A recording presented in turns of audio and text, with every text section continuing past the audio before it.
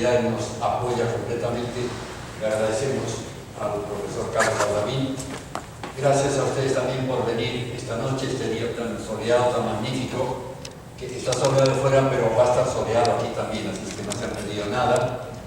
Gracias también en especial a los alumnos del profesor Aldavín que han venido justamente para aprovechar. Bienvenidos.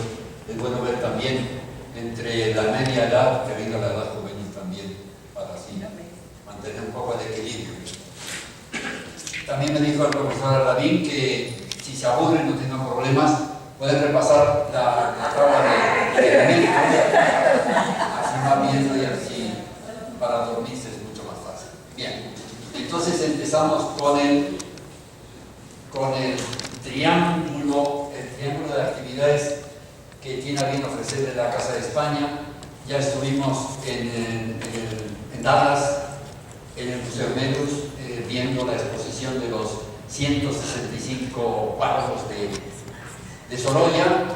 Queremos completar hoy hablando más de este personaje tan extraordinario, de este pintor, y después completaremos esa trilogía con el sábado próximo, que ahí sí que no se lo pierdan, por favor. Es un concierto de piano que en base a las obras de Sorolla son música española adaptada o semejante a esos cuadros. Va a ser una cosa muy interesante. Si han recibido la invitación, será ya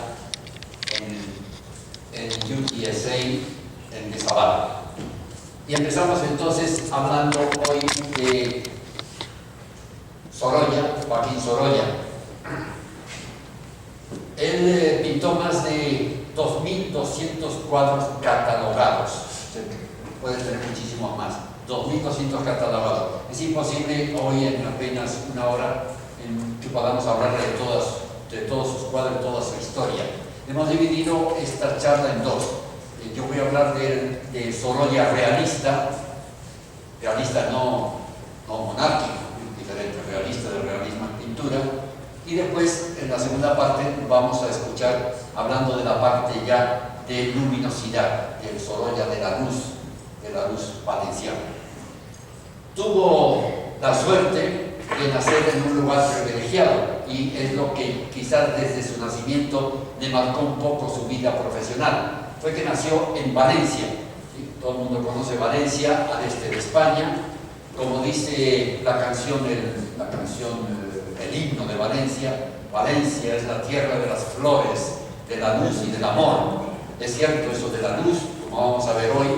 O sea que desde su nacimiento ya él pudo gozar de esa luz valenciana. Una tierra por donde han pasado varias civilizaciones. Estuvieron los fenicios, estuvieron los griegos, pasaron los romanos, estuvieron los bizantinos, sobre todo estuvieron los árabes, que dejaron una impronta muy marcada en esta región valenciana. Una región valenciana que, como vemos, son tres costas famosas, donde están las mejores playas de España, según algunos. Está la Costa Blanca, la Costa de Azahar y la Costa Dorada. La Costa de Azahar, ya de nuevo la impronta árabe. Tuve la alegría, el privilegio, la satisfacción de cruzar toda la tierra valenciana en un mes de octubre, cuando los naranjos, los millones de naranjos, árboles de naranjo que hay en Valencia están con la flor en perfecta armonía. Y ese sentir el azahar de millones de árboles, de millones de naranjos, es una impresión que, si me concentro un poco, todavía la siento. Es una maravilla esa flor de azahar y una maravilla esta región. Por eso que no es malo decir que es también la tierra del olor. Y tiene además al Mediterráneo. Ahora acudimos a una de las frases de Joan Manuel Serrat, el cantautor que es de catalán. Le dedica una de sus canciones al Mediterráneo y dice, entre otras cosas, cosa que podría decir Sorolla perfectamente: llevo tu luz y tu olor por donde quiera que vaya. ¿Qué le voy a hacer si yo nací en el Mediterráneo? Un mar, entonces el mar Nostrum, que marcó también la vida y la obra de Sorolla. Nace en 1863, Lamentablemente a los 2 años pierde a sus padres porque hay un cólera en Valencia, mueren los 2 padre y madre, y él tiene que ir a vivir con una tía, una hermana de su mamá. En esa familia el señor, el tío político es cerrajero. Entonces, como se puede imaginar, desde chiquito al niño le meten la idea de que tiene que trabajar en la cerrajería. Pero se dan cuenta también que el niño de esas de puertas y llaves y demás no le interesa, le empieza a interesar la pintura desde chiquito. Aquí tenemos primeras fotografías que se tienen de él. Es muy interesante porque las firma Antonio García. En esa época los fotógrafos eran también muy artistas, los fotógrafos profesionales de artistas, y este Antonio García admite al joven Joaquín, lo admite en su trabajo y le encarga de iluminar las fotos. Es un trabajo muy interesante que le ayudó después mucho en su pintura. Y por otro lado, como suele suceder con muchos pasos, se dice una historia con muchos artistas, las hijas de estos artistas se casan con el que viene a aprender. Es lo que va a ocurrir con él, que se casó con la hija de Antonio García. A los 18 años, cuando ya terminó los estudios de arte, de bellas artes en la ciudad de Valencia, justamente además con el hermano de la que iba a ser su esposa, él hace un viaje a Madrid para visitar el Museo del Prado. En esa época, como hasta hoy día, todo pintor que quiera ser buen pintor tiene que pasar por el Museo del Prado. Allí él se entusiasmó con todos los clásicos españoles, Velázquez, Murillo, Goya, el Greco, con los italianos, en fin, todo eso creó en él, le abrió un mundo nuevo, pero sobre todo fue Velázquez de quien él se enamoró, de la pintura de Velázquez. Esos cuadros de grupos de Velázquez, los retratos de Velázquez y sobre todo el Cristo de Velázquez parece que le entusiasmó. Tanto que ya a regreso a Valencia, cuando apenas tenía poco más de 18 años, ya pintó el primer cuadro, Estudio de Cristo. Un estudio de Cristo que había desaparecido y que justamente hace apenas 4 años, profesores de la Universidad de Lérida recuperaron el cuadro donde se supone el primer cuadro oficial de Sorolla en un homenaje a su maestro ideal, a Velázquez. Había que ganarse la vida. ¿Cómo se gana la vida un pintor? Pues participando en todo concurso o en toda feria de pintura que haya en España. Y entonces él había pintado varios cuadros y participó en exposiciones, pero pintaba cuadros de la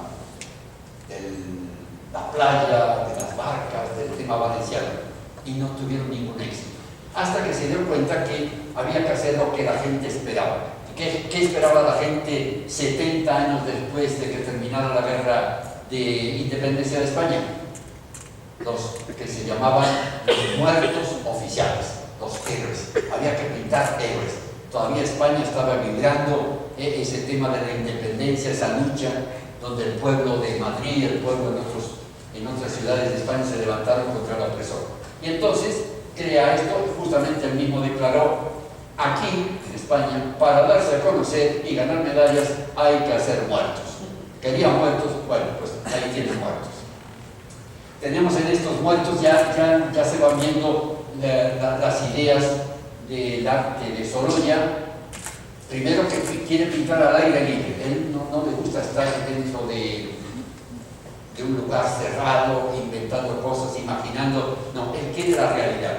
Entonces, para este cuadro fue nada menos que a la Plaza de Toros de Valencia, en un día parecía, o varios días soleados, y allí buscó a gente que quiso hacer de extra y los pintó. Ya vemos en este cuadro la composición, para él ya empieza el gusto por esa composición donde hay un tema central y después los temas adyacentes. Aquí podemos ver ya una de las ideas de él, que es pintura diagonal. Ya tenemos una diagonal que va subiendo desde esta persona muerta, va subiendo, y después otra que viene por el otro lado y hace un poco de cruce de dos líneas. En la primera figura, claro, él había visto en el Museo del Prado el famoso o fusilamientos de Goya, del 2 de mayo, 3 de mayo en Madrid, y entonces pinta también a estos dos héroes, que es Velarde y Daoíz. Daoíz y Velarde eran dos oficiales del ejército español, pero como Napoleón eliminó al ejército en España, ellos fueron de voluntarios a ayudar al pueblo, entonces gente del pueblo, a luchar contra el opresor, contra Napoleón. Como ven, hay un ambiente interesante de lucha, de guerra, de movimiento. Hay incluso aquí dos cuerpos que se están cayendo, como que han sido heridos y están deslizándose. O sea que ya él muestra de esta primera gran obra el movimiento de sus cuadros. Y después interesante también, como ven, este humo de los cañones, y es que estamos en Valencia, la tierra de las fallas, la tierra de los petardos, la tierra de la pólvora. Entonces, para crear más ambiente, parece que llevó pólvora y estuvo quemando a la gente que quemaba pólvora para que pareciera la cosa más en ambiente de guerra y de lucha. Ese fue el primer gran premio que tuvo Sorolla y a través del cual se empezó a conocer en Valencia y en España.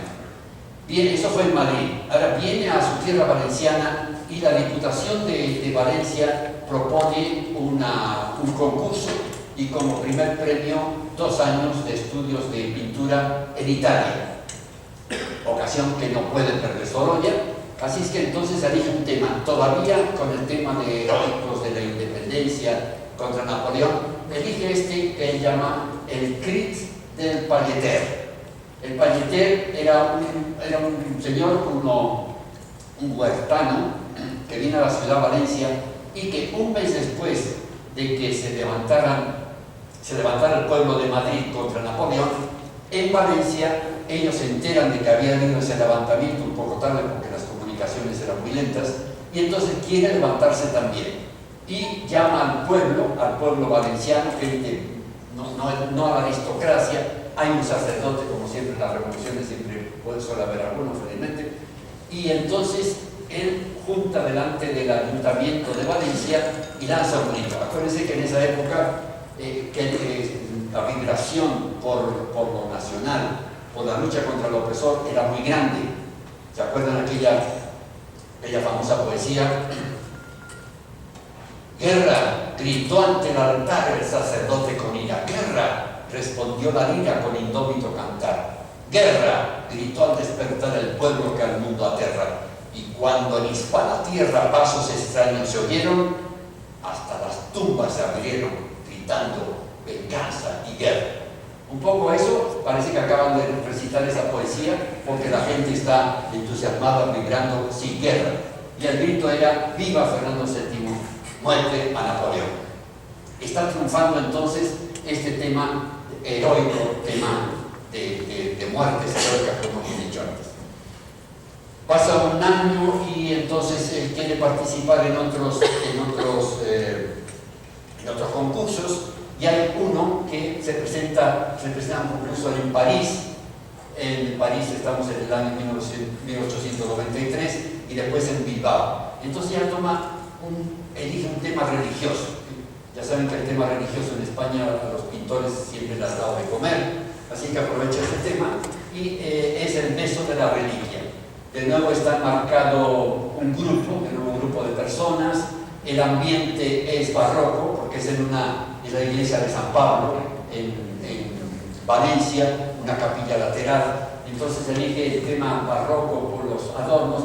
El suelo que nos va llevando para allá, el suelo está muy gastado ya, es una iglesia del siglo XVIII. Y el centro de todo no es la reliquia de un santo, sino que es esta muchacha, esta chica que está besándolo, y donde se nota ella el pañuelo que lleva en la cabeza.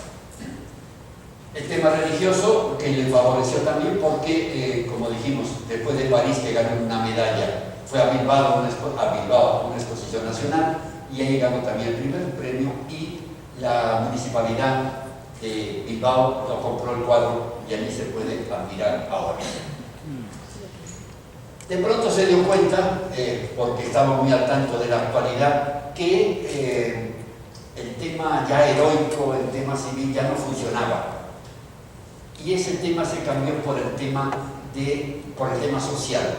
Había que luchar contra la situación. Estamos fin del siglo XIX, iba a vivir hasta principio del siglo XX, la situación en España era muy difícil, el cuadro lo pinta en el 92, se está acercando el 98 con la pérdida de las 3 últimas colonias españolas, Cuba, Puerto Rico, Filipinas. El ambiente normal, está reinando Alfonso XIII, pero está fracasando en su reinado, hay huelgas, hay manifestaciones. Entonces hay una serie de pintores que se ponen de moda el tema civil, el tema de injusticia social, el tema de la situación de la persona.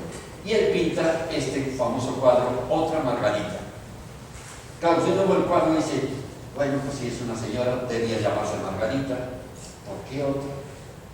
¿Y qué le pasa si está ahí? Parece que tiene una cadena en las muñecas, hay los guardias civiles. Y es que en esa época, con estos cuadros de crítica social, tiene mucha importancia el título de la obra. A veces tiene más significado el título que el mismo cuadro. Y entonces aquí se está refiriendo con Otra Margarita, porque en esa última parte del siglo XIX era famoso en toda Europa el Fausto, el doctor Fausto de Goethe. Como ustedes recordarán, al final de la primera parte del Fausto, Goethe ve a una chica que era muy religiosa, muy bella, muy pura, buena gente, buena persona, y se enamora de ella. Entonces le pide a Mefistófeles que le consiga a esa muchacha, que se llama Margarita.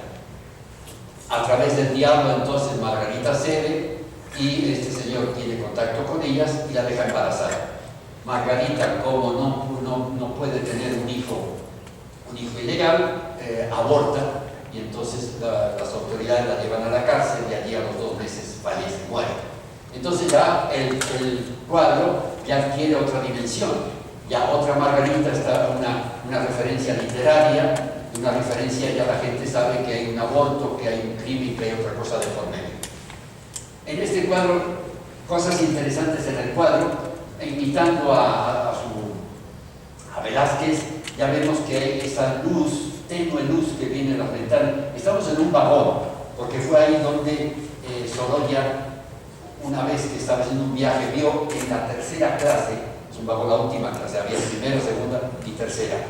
En la tercera clase vio a esta chica y le dijeron lo que había pasado. Entonces se acordó del tema de Goethe, hace esta pintura, donde eso es entonces en un vagón de tren. Para hacerlo real, él pidió a las autoridades del ferrocarril que le cedieran un vagón en una vía muerta. Y así lo hizo, ahí reunió a estas 3 personas. Y como vemos la actitud de ella, así, pobre está su vida, quizás está pensando en lo que había hecho, el crimen que había hecho, pero también hay que pensar la situación quizás que ella tenía.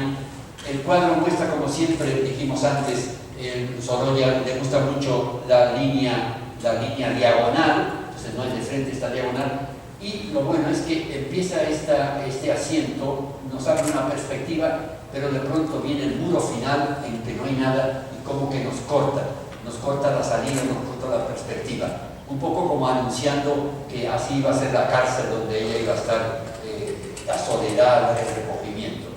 De nuevo, como dijimos, la luz allá y un poquitito de luz aquí también de esta otra ventana que nos refleja. Otra Margarita tuvo mucho éxito, ganó también varios premios y por el tema de crítica social que hemos dicho que estaba de moda.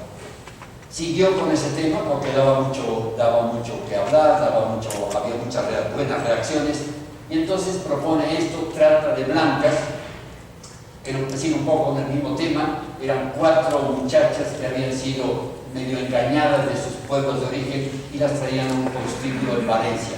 Tenemos a la vieja Celestina, de negro, oculto,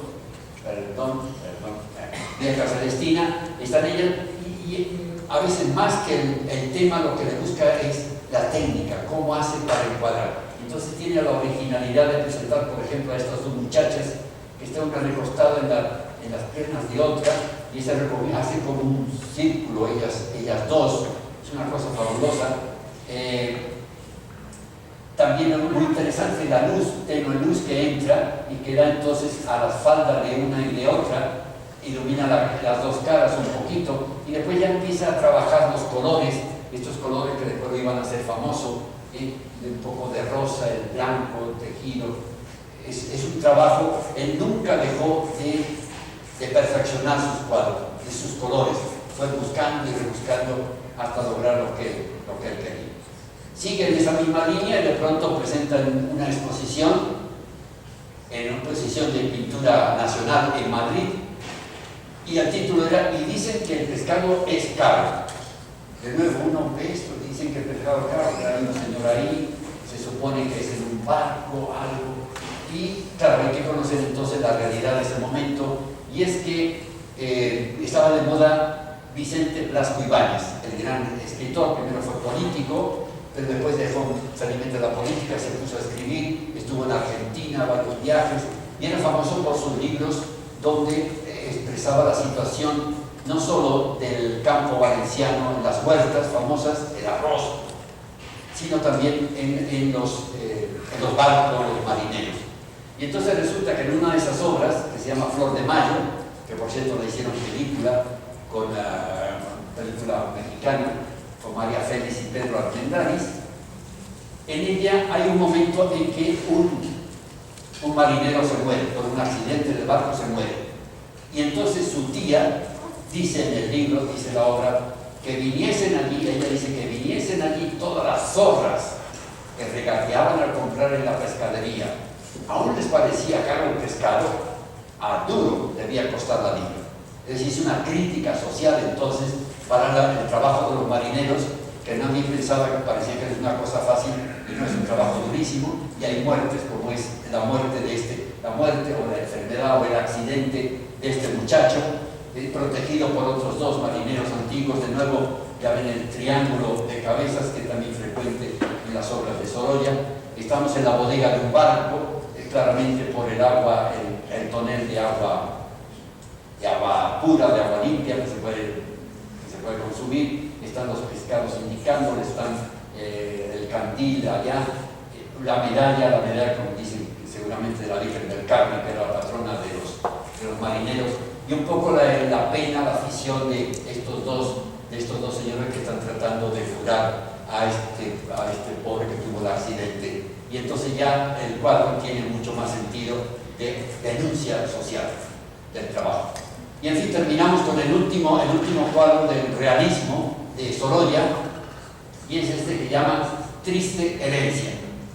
Triste Herencia. Él había querido poner otro nombre, y era Los Hijos del Placer. ¿Por qué Los Hijos del Placer?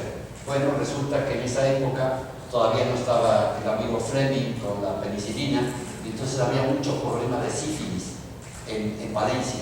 Y entonces, como siempre, había la iglesia acudía en ayuda de estos chicos, y había un fraile de la Orden de San Juan de Dios que los recogía, los cuidaba, y esta vez se le ocurrió llevarlos a la playa. Como ven, eran niños tullidos, niños medio inválidos, que por lo menos tenían la satisfacción de poder gozar un poco del agua. Aquí en este cuadro es el fin de su época de realista, y es el principio también de la nueva época de luminosidad. Vemos la playa, que después no la va a soltar más, la playa esa la va a mostrar hasta el final. Están atrás estos niños que sí están gozando de la vida, en contraste contra estos pobres que apenas pueden caminar. Y es un tema que, si recuerdan después, cuando quizás veamos escenas de la playa, verán el famoso contraste de esta realidad difícil dura con la realidad de después, donde la playa es una cosa linda, los chicos gozándola, donde están las toallas blancas, donde están las madres contentas con sus niños allí. Es un contraste enorme que da más fuerza a este cuadro y también a los demás. Como digo, este fue el último cuadro realista de Sorolla. Después veremos a la otra parte los cuadros de luminosidad. Quiero hacer una mención también a Sorolla como retratista.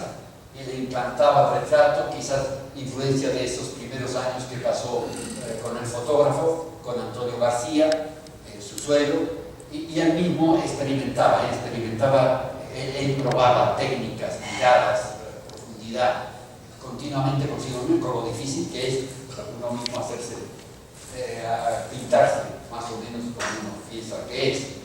Pintó a famosos personajes, en España Alfonso II, Alfonso XIII, con uniforme de húsares, y toda la sociedad quería ser pintada por él. Y lo mismo ocurrió cuando estuvo aquí en Estados Unidos, donde vimos el otro día en Dallas, entonces, esa serie de cuadros donde toda la gente bien de la sociedad quería tener un cuadro en su casa pintado por Sorolla. Incluso el presidente de esa época de Estados Unidos, el señor Taft.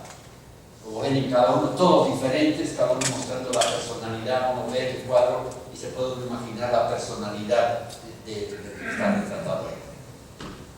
En 1888 se casa con Clotilde García, la hija de su profesor de fotografía.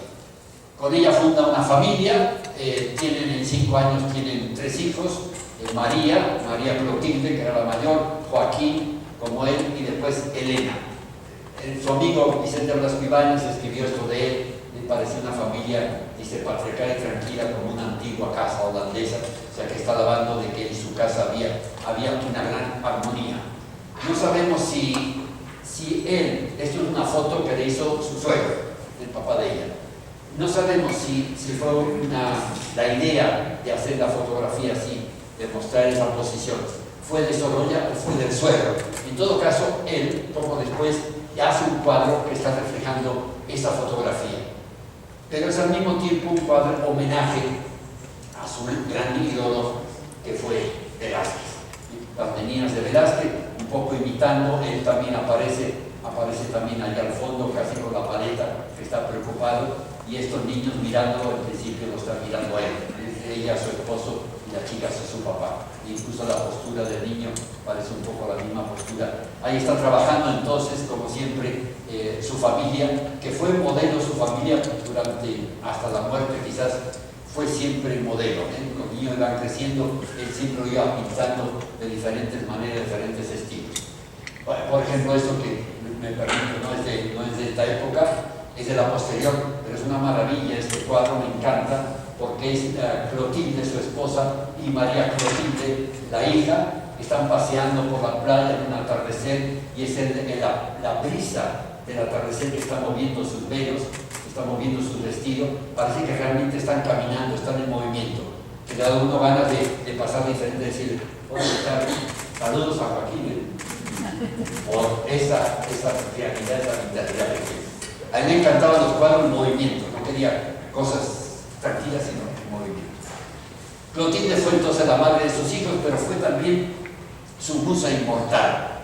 Él la pintó a ella. Debía quererse mucho, porque eso de aguantar a un pintor horas y horas está pintando, y un día y otro día y varias veces, y como veremos, fueron muchas las pinturas que dejó de su esposa Clotilde. Aquí en la famosa de un traje negro, en contraste con ese rosado del sillón.